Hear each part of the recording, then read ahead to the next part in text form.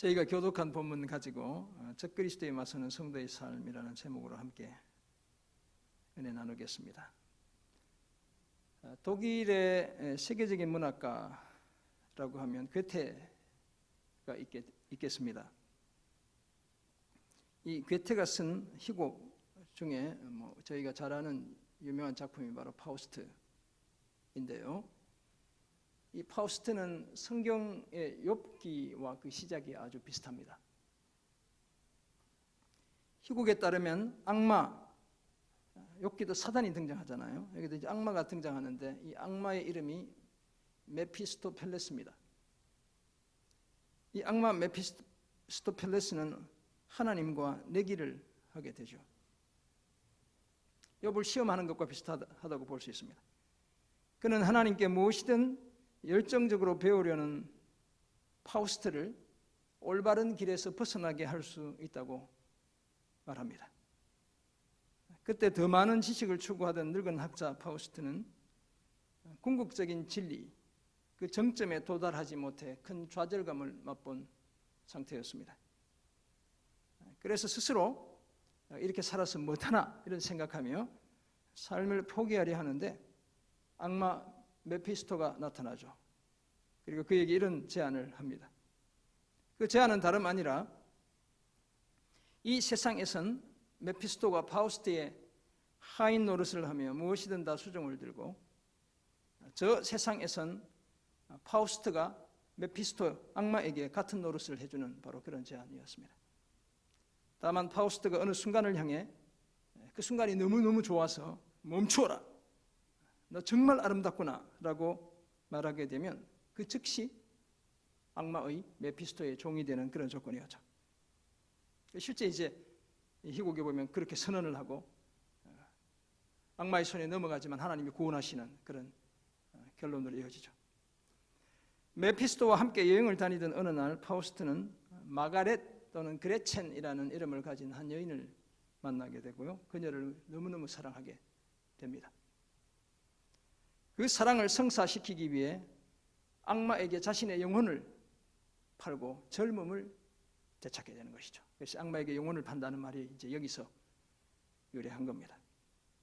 제가 돈키호테를 읽었더니 거기도 이런 내용이 들어있긴 해요. 그러나 그것은 악마에게 사랑을 얻기 위해 영혼을 팔아버린, 그래서 젊음을 되찾았지만 그러나 그것은 엄청난 불행의 단초가 되고 말하죠.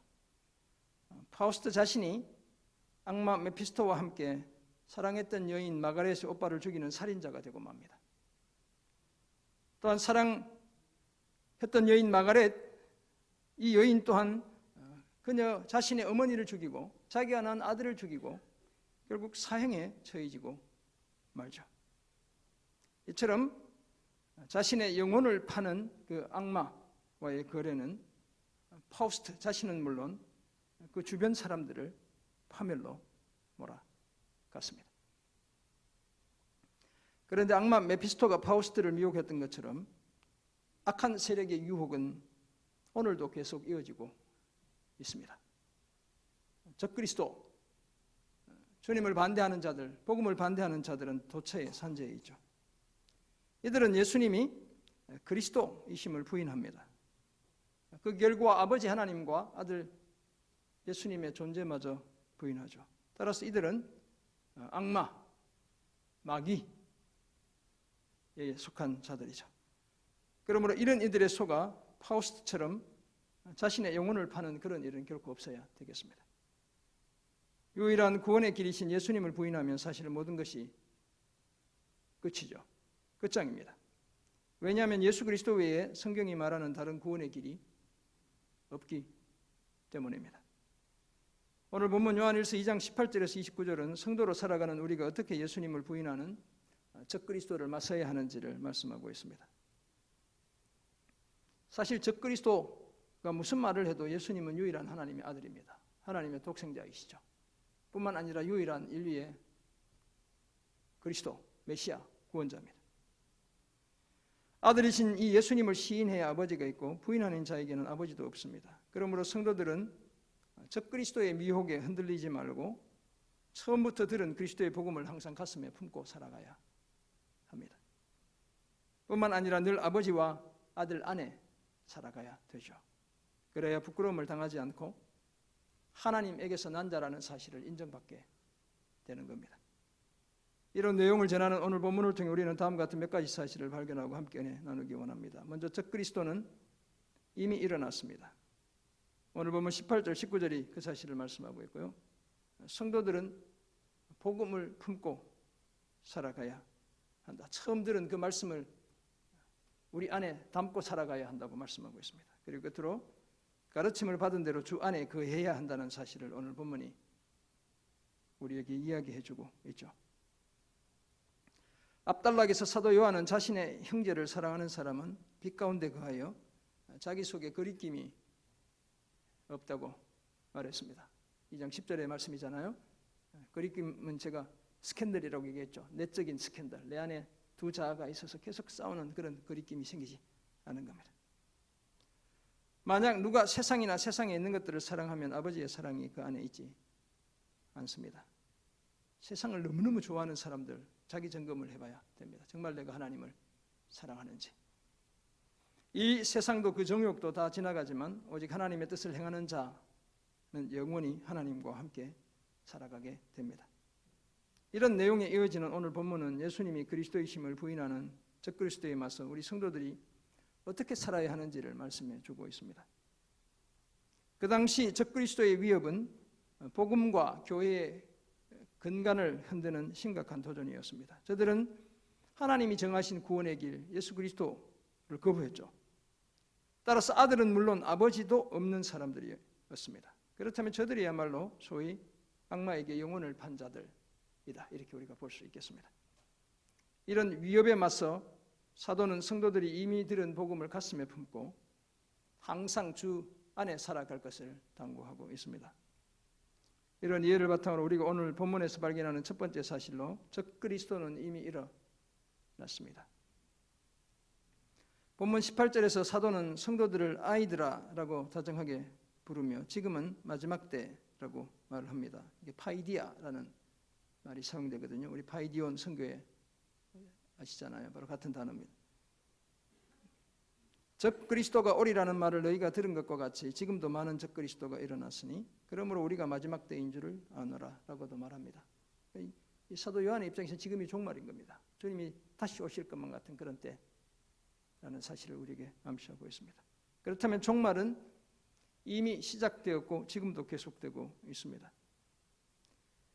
우리 주님은 공생애 동안 제자들에게 마태복음 24장 5절 보면 이렇게 말씀하시죠. 많은 사람이 내 이름으로 와서 이르되 나는 그리스도라 하여 많은 사람을 미혹하리라. 이게 종말의 한 징조입니다.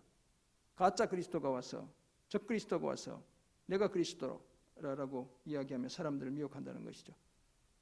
24장 24절을 보면 마태복음 거짓 그리스도들과 거짓 선지자들이 일어나 큰 표적과 기사를 보여 할 수만 있으면 택하신 자들도 미혹하리라 라고 말씀하고 있습니다.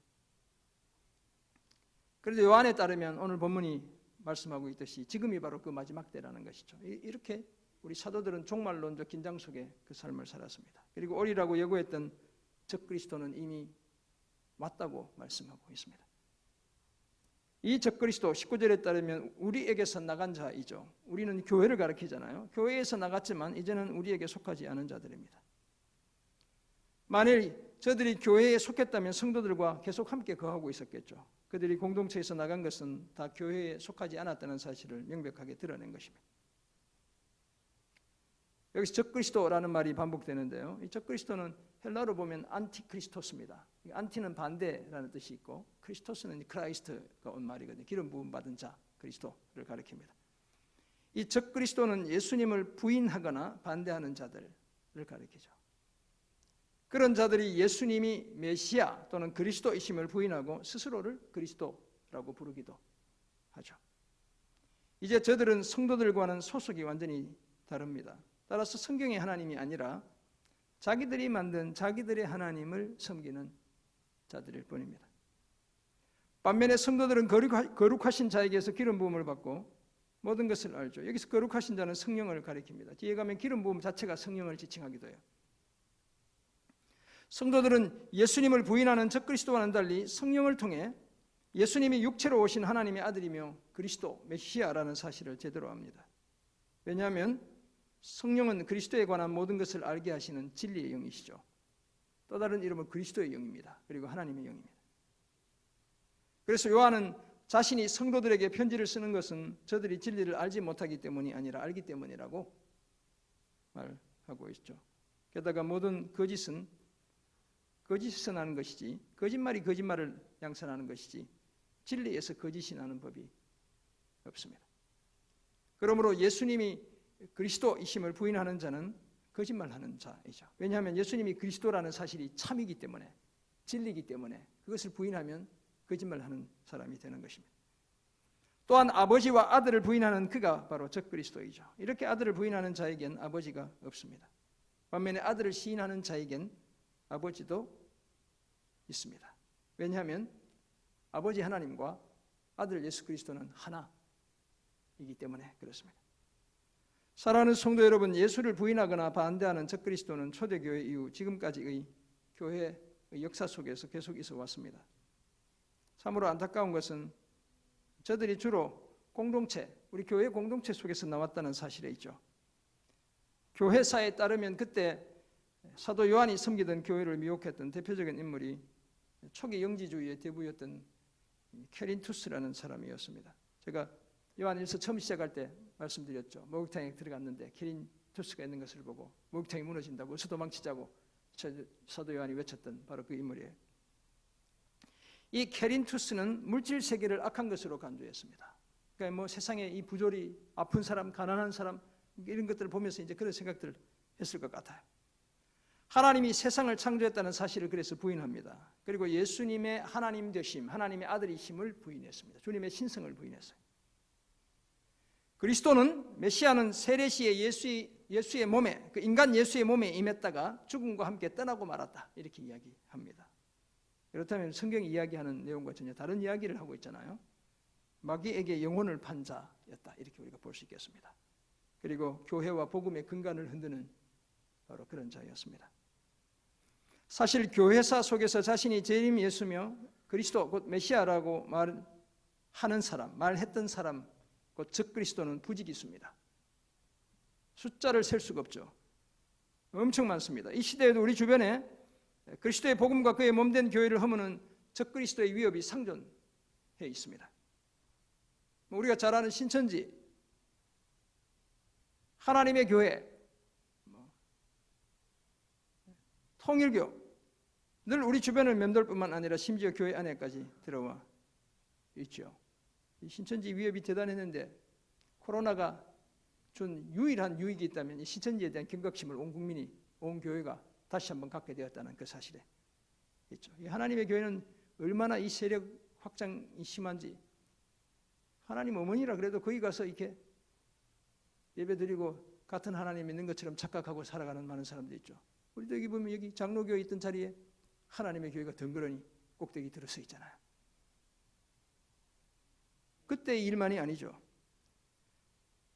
하지만 성령을 통해 기름 부음을 받은 우리는 진리를 아는 자들입니다. 그래서 건강한 교회, 정말 복음이 강물처럼 교회를 관통하는 그런 공동체에서 신앙생활을 잘 해야 되는 거예요. 함부로 쫓아다니면 안 됩니다. 성령을 통해 기름 부음을 받은 우리는 진리를 아는 자들이죠. 예수님을 주와 그리스도로 고백하기에 결코 미혹당하지 않습니다. 더구나 예수님을 주로 고백하는 우리는 아들 예수 그리스도를 가진 자들일 뿐만 아니라 아버지를 가진 자들이죠. 적그리스도의 위협 속에서도 예수님이 우리의 유일한 그리스도 구원자이심을 고백하며 견고한 신앙생활 이어가시는 우리 성도님들 되시기를 주님의 이름으로 축원합니다. 아멘. 오늘 본문에서 발견하는 두 번째 사실로 성도들은 복음을 품고 살아야 합니다. 24절에서 사도 요한은 성도들에게 처음부터 들은 것을 너희 안에 거하게 하라고 말합니다. 그렇게 해야 하는 이유는 처음부터 들은 것이 성도들 안에, 저들 안에 거할 때 성도들이 아버지와 아들 안에 거하기 때문이죠. 이 구절에서 거한다는 말이 3번이나 반복되고 있죠. 그만큼 이 의미가 중요하기 때문에 그렇습니다. 이 거한다는 말은 머물다는 뜻도 있고요, 산다는 뜻도 있고요, 유지하다는 이런 뜻도 있습니다. 그렇다면 성도들이 처음부터 들은 것, 그것이 성도들 안에 거하는 거니까 살고, 성도들은 아버지와 아들 안에 거하니까 아버지와 아들 안에 산다고 말하고 있는 겁니다. 그런데 성도들이 처음부터 들은 것은 무엇이겠습니까? 다름 아니라 그리스도의 복음이죠. 하나님의 아들로서 대속의 십자가를 지신 예수님이 믿는 자들의 주와 그리스도가 되신다는 사실을 말씀하는 복음입니다. 사도 바울에 따르면 이 복음은 모든 믿는 자에게 구원을 주시는 하나님의 능력이죠. 더구나 성도들은 거룩하신 자 곧 성령에게서 기름 부음을 받아 그 복음의 비밀을 알기까지 했습니다. 그러므로 성도들은 그렇게 알게 된 십자가의 복음이 확실히 자기 안에 머물며 살아 숨쉬게 해야 하는 겁니다. 다시 말해서 그 복음을, 그리스도의 복음을 우리 가슴에 품고 살아가야 되는 겁니다. 그래야 견고한 신앙생활을 이어갈 수 있습니다. 더구나 하나님께서 아들 예수를 그리스도로 고백하는 성도들에게 약속하신 게 있죠. 오늘 본문 25절 보면 뭡니까? 영원한 생명을 약속하고 있습니다. 사도 요한은 요한복음 3장 16절에서도 이미 이 사실을 말한 바 있습니다. 하나님이 세상을 이처럼 사랑하사 독생자를 주셨으니 이는 그를 믿는 자마다 멸망하지 않고 영생을 얻게 하려 하심이라. 아멘. 그리스도의 복음에 포함된 엄청난 하나님의 약속이죠. 같은 맥락에서 요한 1서 5장 12절은 아들이 있는 자에겐 생명이 있고 아들이 없는 자에겐 생명이 없다고 말씀하고 있습니다.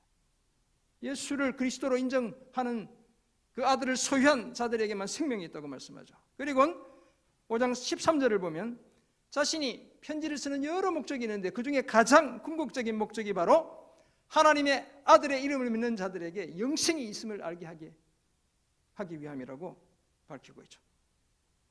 사랑하는 성도 여러분, 이처럼 예수님을 주와 그리스도로 고백하는 우리도 당연히 처음부터 들은 것, 곧 그리스도의 복음을 우리의 가슴에 품고 살아가야 합니다. 이 복음이 우리의 가슴 속에서 맥박처럼 뛰게 해야 하는 거예요.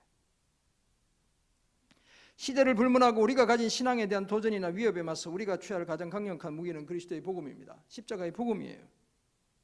하나님의 전신갑주는 오직 십자가의 복음을 통해 갖춰 입을 수 있습니다. 그러므로 우리가 처음부터 들은 복음은 항상 우리 안에 거해야 살아야 하는 겁니다. 우리는 피 묻은 그리스도의 복음을 늘 가슴에 품고 살아가야 합니다. 그래야 우리가 아들과 아버지 안에 영원히 살 수 있습니다. 적 그리스도의 위협에 맞서 처음부터 들은 그리스도의 복음을 늘 가슴에 품고 살아가시는 그런 우리 모두가 되기를 주님의 이름으로 축원합니다. 아멘. 오늘 본문에서 발견하는 마지막 사실로 가르침을 받은 대로 주 안에 거해야 합니다. 사도는 26절에서 너희 곧 성도들을 미혹하는 자들에 관하여 내가 이것을 너에게 썼다고 이렇게 말씀하고 있죠. 미혹하다는 말은 방황하게 하다 또는 속이다, 길을 잃게 만들다 이런 뜻을 가지고 있습니다. 적 그리스도는 성도들을 미혹하는 자이죠. 길을 잃게 만들고 헤매게 하는 자들입니다. 사실 그들은 우리가 앞에서 보았지만 공동체에 함께 있다가 밖으로 나간 자들입니다. 그래서 어떻게 보면 우리를 잘 아는 자들이기도 해요. 함께 있었지만 아마도 다른 신앙을 고백했겠죠. 그래서 결국 제 갈 길로 가고 말았습니다. 그리고 성도들을 미혹해 자신들처럼 길을 잃게 만들려 하는 겁니다. 하지만 감사하게도 우리 성도들에겐 주께 받은 바 기름 부음이 그 안에 거합니다. 크리스마라는 단어는 어노인팅이라는 단어예요. 기름 부음, 이것은 이제 성령을 가리키는 그런 표현이다 이렇게 보시면 됩니다. 성령이 성도들 안에 계시다는 거예요. 성령이 이 인격적인 삼위 하나님 중에 한 분인 성령 하나님이 성도들 안에 계시기에 아무도 성도들을 가르칠 필요가 없고 오직 그의 기름 부음, 곧 주의 성령이 모든 것을 성도들에게 가르칩니다. 따라서 그 가르침은 참되고 거짓이 전혀 없죠. 왜냐하면 성령은 진리의 영이고 그리스도의 영이기 때문에 그 가르침에 거짓이 있을 수 없습니다. 그러므로 성도들은 그 가르침대로 주 안에 그리스도 안에 살아가면 되는 겁니다. 예수님도 성령이 제자들을 가르칠 것을 이렇게 말씀하셨죠. 요한복음 14장 26절에서 주님이 이렇게 말씀하셔요. 보혜사 곧 내 아버지께서 내 이름으로 보내실 성령 그가 너희에게 모든 것을 가르치고 내가 너희에게 말한 모든 것을 생각나게 하리라. 우리 주님이 그렇게 말씀하셨죠. 사도 요한이 그것을 그대로 가지고 와서 오늘 조금 다르게 표현하고 있다, 이렇게 볼 수 있겠습니다. 사도는 이제 28절 보면 성도들을 자녀로 부르며 다시 한번 그의 안에 거하라고 당부합니다. 왜냐하면 그렇게 해야 성도들이 주께서 나타나실 때에 담대함을 얻고 그의 강림하실 때에 그 앞에서 부끄럽지 않기 때문입니다.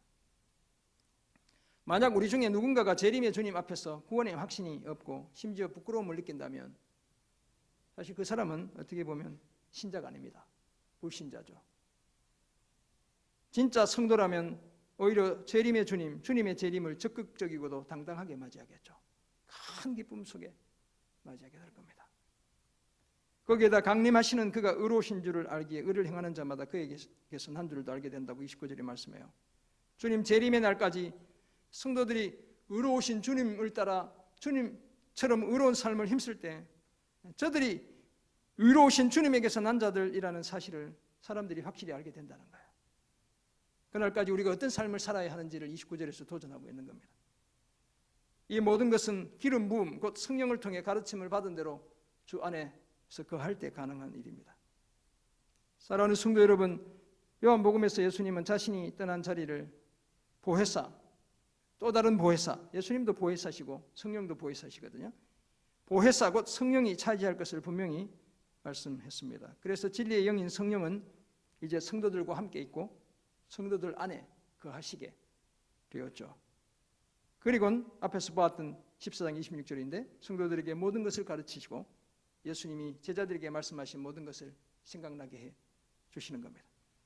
그 진리의 영이 오늘 우리와 함께 계시고 우리 안에 계시면서 우리를 가르치고 계십니다. 따라서 그 가르침은 참되고 거짓이 전혀 없죠. 그러므로 그리스도의 복음을 가슴에 품은 우리는 가르침을 받은 대로 주 안에 거해야 될 줄 믿습니다. 아들 예수 그리스도와 아버지 하나님 안에 늘 거해야 합니다. 아들과 아버지의 품속에 머물며 아들과 아버지와 함께 살아가야 되는 것입니다. 그래야 주님 재림의 날에 담대하고도 기쁘게 재림의 주님을 맞이할 수 있습니다. 부끄럽지 않은 큰 구원의 은혜를 우리가 함께 누릴 수 있습니다. 그러므로 오늘 사는 우리는 적그리스도의 위협에 위축되거나 그 미혹에 쏘가 내 마음대로 살지 않아야 합니다. 오히려 의로우신 하나님을 따라 더욱 올바르고 정직하고 진실하게 살아야 되죠. 그래야 우리가 의로우신 하나님에게서 난 자들임을 세상이 알게 되는 겁니다. 우리가 가진 십자가의 복음이 참 사랑과 생명의 복음임을 세상 사람들이 알게 되는 겁니다. 그러므로 성령이 가르치시는 대로 늘 주 안에 거하며 의로운 삶을 힘쓰는 우리 모두가 되기를 주님의 이름으로 축원합니다. 아멘. 그렇다면 적그리스도는 이미 일어났고 성도들은 들은 복음을 가슴에 품고 살아야 하고 가르침을 받은 대로 주 안에 거해야 한다는 사실을 알게 된 우리는 이제 어떤 삶을 힘써야 되겠습니까? 먼저 잘 들어야 합니다. 온 우주에서 제일 잘 듣는 분은 제가 설교 준비하면서 하나님이라는 생각을 했습니다. 우리 하나님은 정말 민감한 경청의 귀를 갖고 계신 분이시죠. 그래서 헨리 나우에는 예수님은 온몸이 귀였다고 이렇게 표현하기도 한 겁니다. 하나님은 우리의 작은 신음소리까지도 놓치지 않고 다 들으시기 때문에 모든 문제에 대해 정확한 해결책을 내놓으시죠. 어떻게 보면 사랑의 첫 출발점은 잘 듣는 것이다 이렇게 말할 수도 있겠습니다. 그렇다면 적그리스도의 미혹에 맞서기 위해 우리도 잘 들어야 되겠죠. 무엇을 잘 들어야 할까요? 선포되는 말씀, 그리스도의 복음을 잘 들어야 되는 겁니다.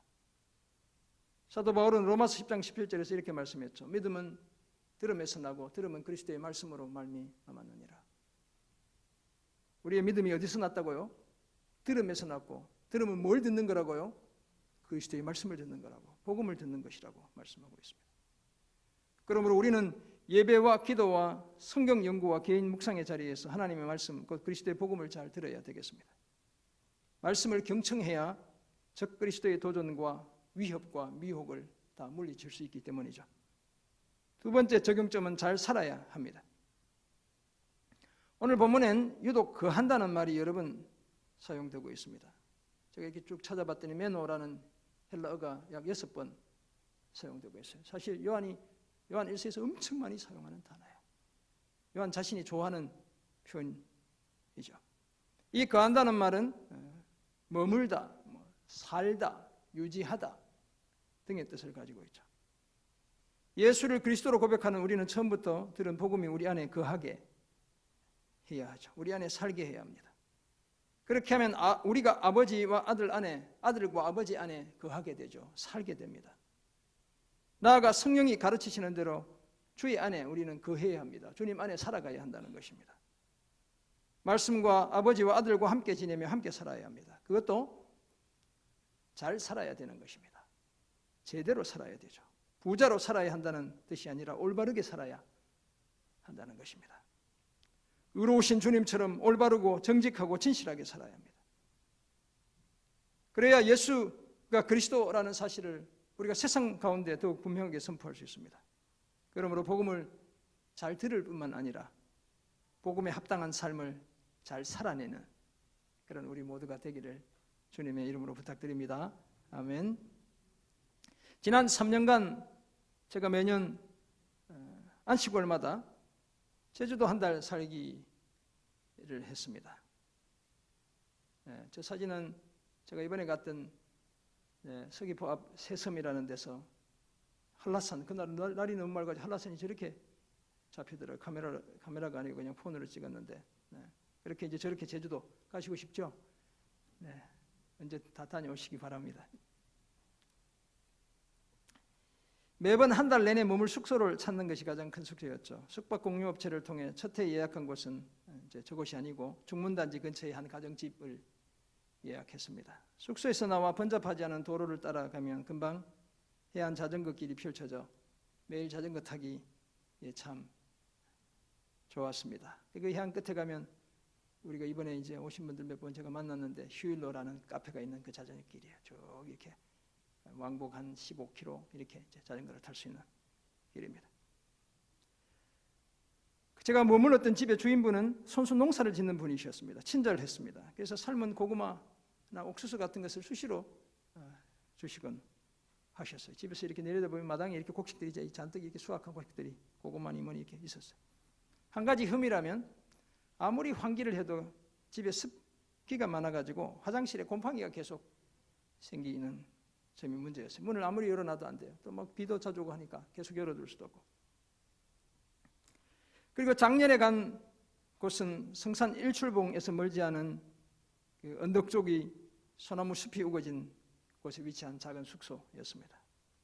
그 숙소는 제가 들어가면서 보니까 이미 침실 방바닥과 벽에 곰팡이가 잔뜩 피어 있었죠.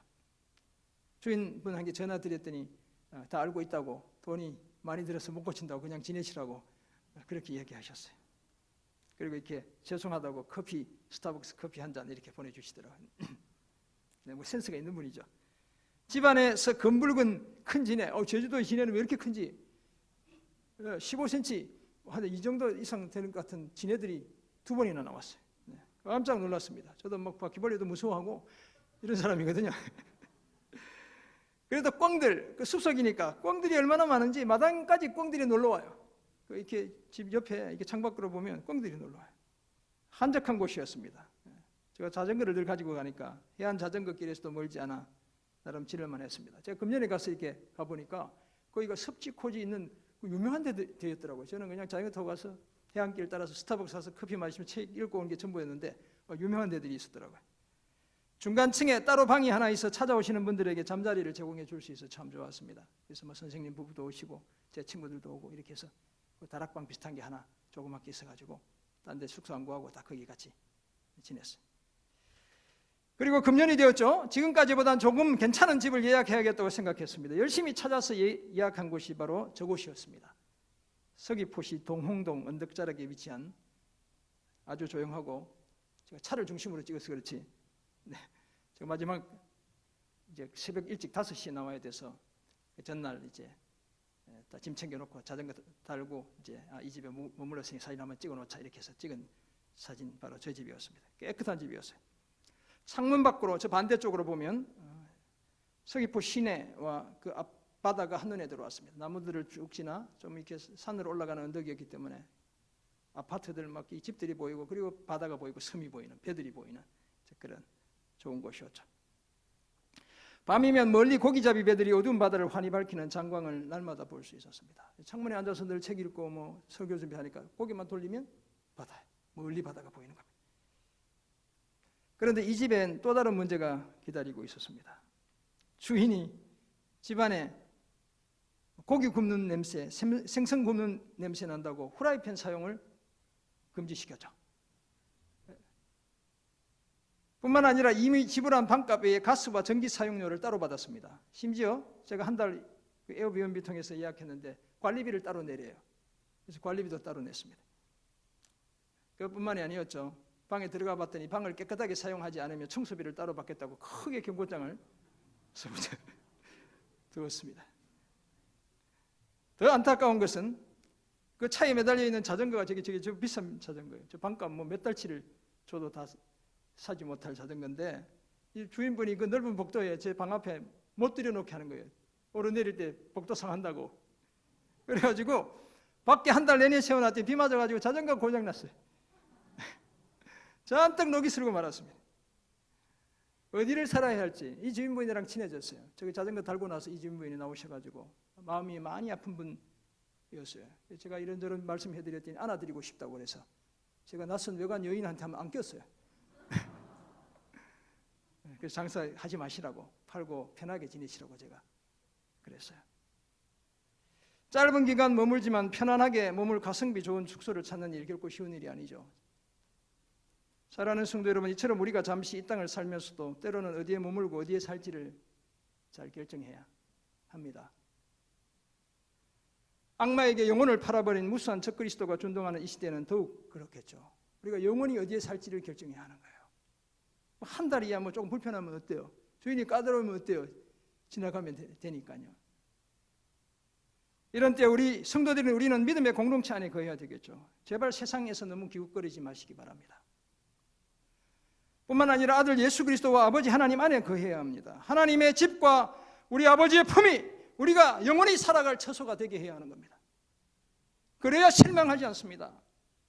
그래야 후회가 적죠. 그래야 아쉬움이 적어지는 겁니다. 오늘 본문이 전하듯이 예수님이 그리스도의 힘을 부인하는 적그리스도는 이미 무수히 일어났습니다. 까딱하다가 넘어가요. 그래서 밖에서 성경 공부하자는데 제발 좀 따라가지 마세요. 위험한 데가 너무 많아요. 그냥 교회 안에, 우리 안에 있는 건강한, 우리 교회는 건강한 교회예요. 제가 보장하는데 건강한 교회예요. 제발 교회 안에 있는 여러 프로그램 속에 참여하세요. 우리는 저들의 주장에 결코 미혹되지 않아야 합니다. 오히려 우리는 처음부터 들은 복음이 우리 안에 거하게 해야 하죠. 항상 복음을 가슴에 품고 살아가야 합니다. 나아가 성령을 통해 가르침을 받은 대로 주님 안에 거해야 합니다. 이런 삶을 지속하기 위해 복음을 잘 들어야 되는 거예요. 복음에 합당한 삶을 잘 살아내야 되는 겁니다. 그래서 우리가 하나님의 진짜 자녀라는 사실을 세상 가운데 알려야 합니다. 그래야 새생명 전도 축제에 내가 믿는 예수 믿고 싶어서 교회로 오게 되는 겁니다. 이런 복된 삶을 힘쓰시는 저와 우리 성도님들 다 되시기를 주님의 이름으로 축원합니다. 아멘. 기도하겠습니다. 하나님 아버지, 오늘 주신 은혜의 말씀을 기억합니다. 적그리스도가 존동하는 이 시대에 거짓에 미혹당하지 않게 도와주시고 예수님이 하나님의 아들이며 그리스도라는 사실을 분명히 고백하고 그 복음을 가슴에 품고 살아가고 복음을 가슴에 품은 우리는 아버지와 아들 안에 살아가는 이런 은혜로운 삶을 살아내는 저희 다 되게 도와주옵소서. 감사드리며 예수님의 이름으로 기도합니다. 아멘.